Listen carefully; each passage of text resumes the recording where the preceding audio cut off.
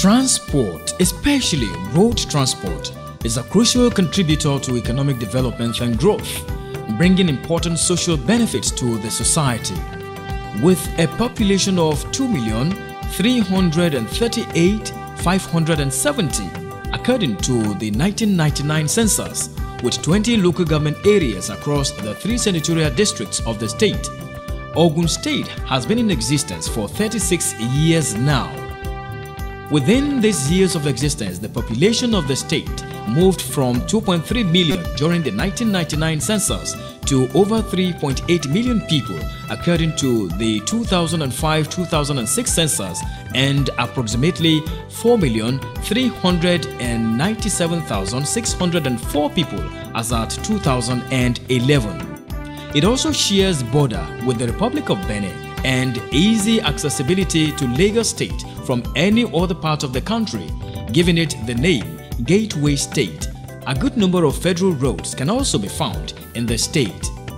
With this number of people in the state, on a daily basis, different activities are recorded at different parts of the state.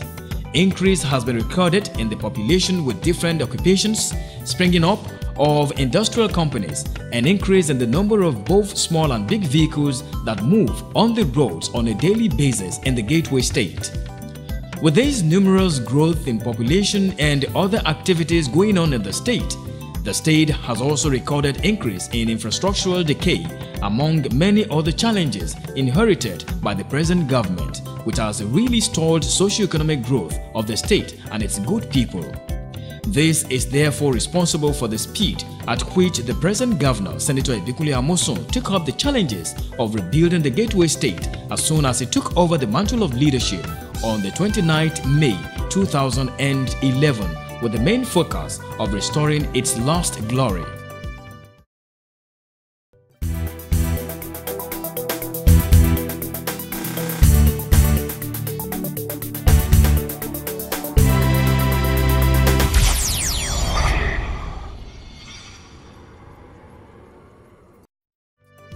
Promises made and promises kept. Senator Ibikunle Amosun, in his mission to rebuild Ogun State, gave his words of a laudable transformation in every nook and crannies of the state with the aim of improving the livelihood of the citizens. Indeed, the transformation exercise has begun and different successes are being recorded in the various sectors of the state. One of such is the infrastructural development of the state, being the third on the 5-point program of the SIA government. This all-important sector is receiving serious attention. Roads are being improved upon day by day in the state. Immediate attention are being given to dilapidated ones. Some are routinely maintained while others are totally being reconstructed.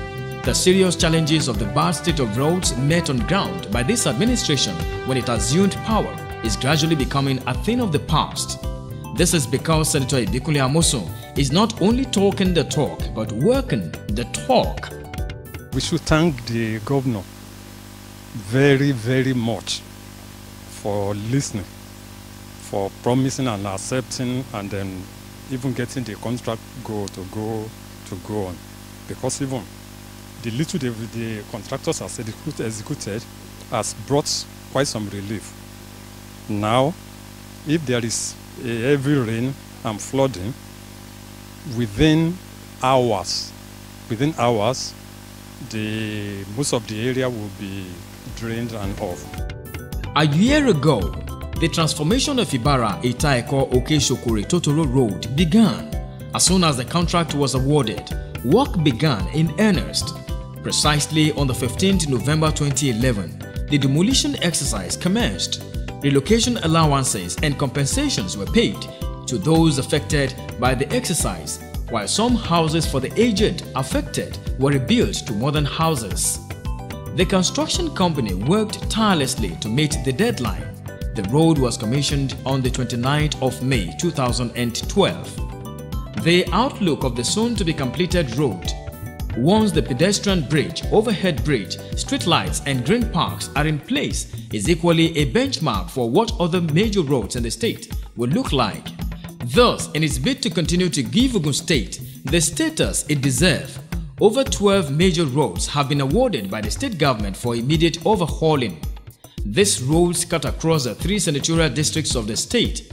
This move is geared towards ameliorating the untold hardship experienced by commuters, especially the citizens of Ogun State.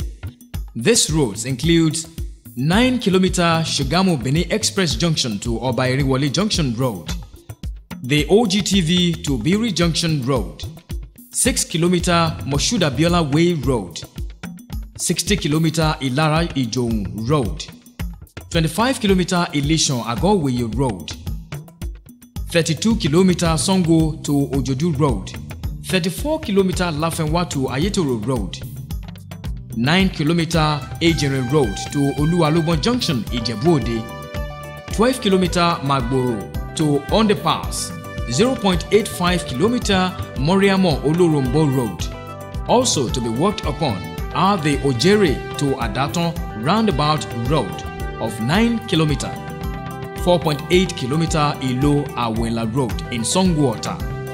The above roads mentioned have been of great concern to both the government and the good people of Ogun State, and the need to quickly overhaul them was a call the government had to take, as it affects not only the economic aspect of the state, but lives are also being endangered on a daily basis on these roads, while people experience heavy traffic due to the state of the roads. For instance, the Ileshan to Agoweye Road is an inherited project from the immediate past administration and a supposed 4 lanes road. A tour on the road with the Commissioner for Works and Infrastructure indicates the need for a total reconstruction of the road, as it lacks basic qualities for it to meet the new standard in the state, which is the Ogun Standard.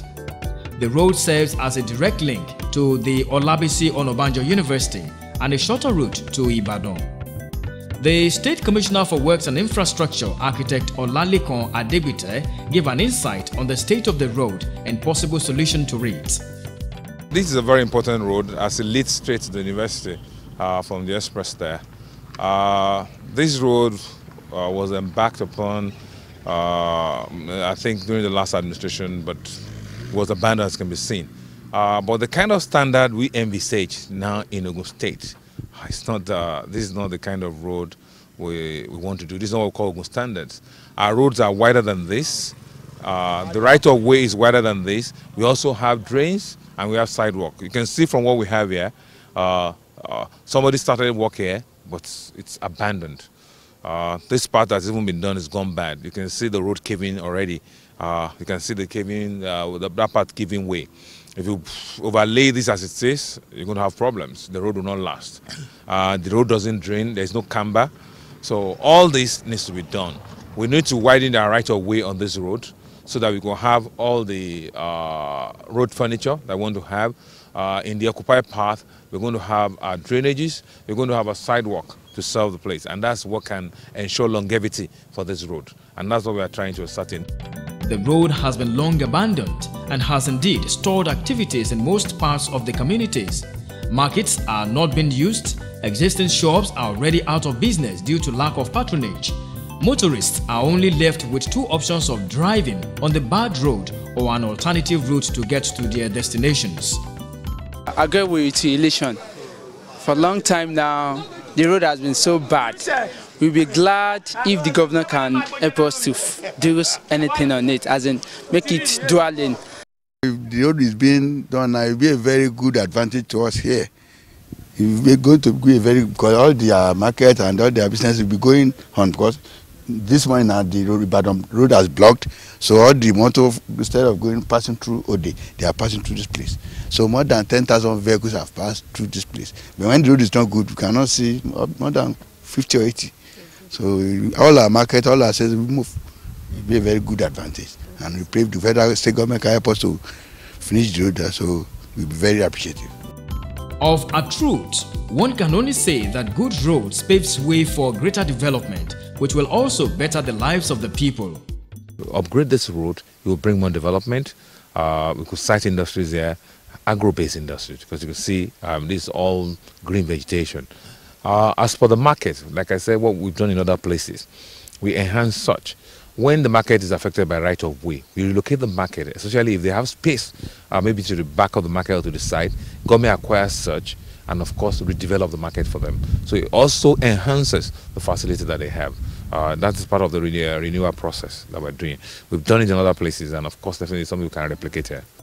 The contractor has partially moved to site and is waiting for the appropriate time to commence work in earnest.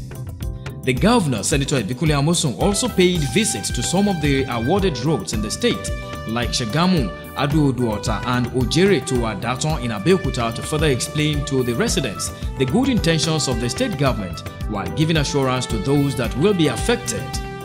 This place takes a lot of vehicles from both sides, heading to Lagos, or probably coming from here. So we did in Abeokuta in Ijebu. Any major road must be 6 lanes. It is for development. Okay? Imagine if somebody comes now, they do 4 lanes. In another 5-10 years, they discover that it's not enough, they come to break again. No. Are you getting my point? And that's why we've said that we will do 6 lanes here. Of course, inside the town there, which is old, really. When you look at the number of years that has been done, maybe 200 years, 100 and something years, this is probably at best, maybe 30 years or even maybe less than. So many of the houses on this road. You can't compare it with that place. Long stretch of works were made by the governor to inspect, analyze and make additional input with some of the contractors on the site about the work and the roads already awarded. Residential houses and offices which were already marked for demolition by the contractors were inspected, and the people were also addressed by the governor. As the new face of Ibarra to Itaeko to Oke-Shopori to Toro unfolded and the very commendable record achieved, the state government is set to replicate the Ogun standard on the new roads. Some record has started to unfold in some of the roads already awarded for a total reconstruction.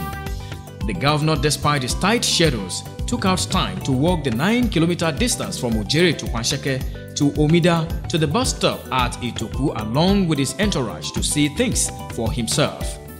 The road holds one of the high institutions in the state. The stretch is also one of the commercial hubs in the state capital.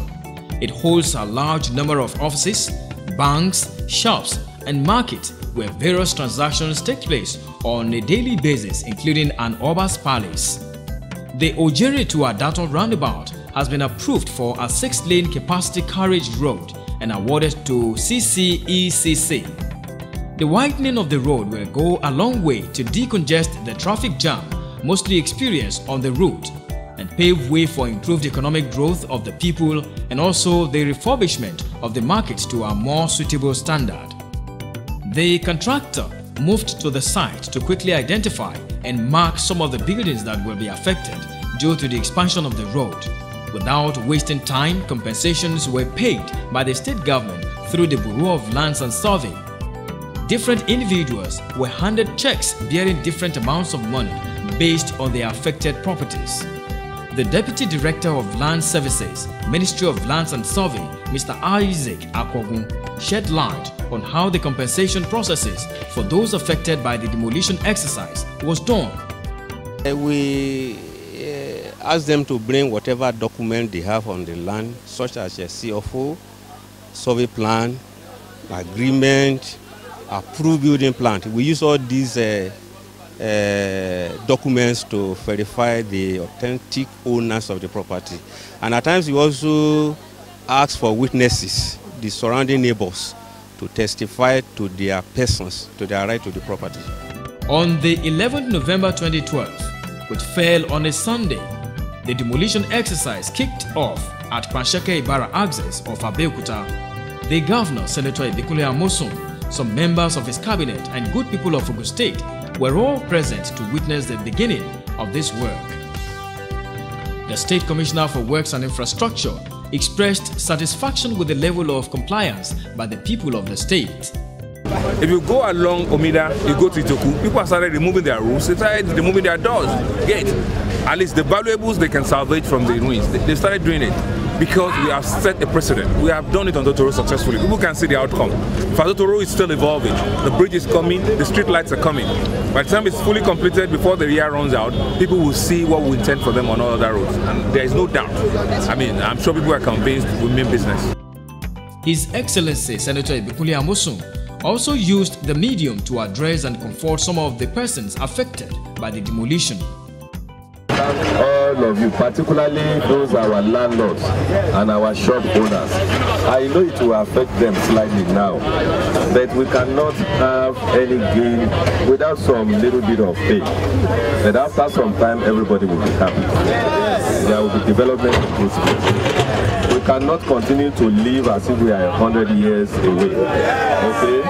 So even some of these houses, if you look at this road was like this when I was like a small boy. So we need to do a new road, modern shops, modern shopping complex. All of these people that are affected, when we build a new shopping complex, all of them will be given jobs. Okay? So well done, thank you. I commend everybody. In fact, I feel very proud today. I'm very happy that I'm from Ogun State. People on their own volition, they've complied. And I'm happy for that. We will quickly do the road, okay? And everybody will be compensated. Your checks are waiting. Those ones that own the houses, landlords, their checks are waiting. The shop owners will see what we can do to assist them. God bless all of you. The governor further explained on what the people stand to benefit after the completion of the roads. For those that have shops, we are mindful of the fact that we are moving towards the festive period. When it is time to sell during Christmas, New Year, we will allow them to sell. Even if they will use canopy, umbrella, what have you, they will sell. We will allow them. All the shop owners should write their names. We are doing another shop, modern day shopping complex for them. That will not take time to build. Once that is done, all of the shop owners, we've written down their name. We will give them, they will have the first offer refusal. We'll give them the shop first before others come to maybe take advantage of those shops.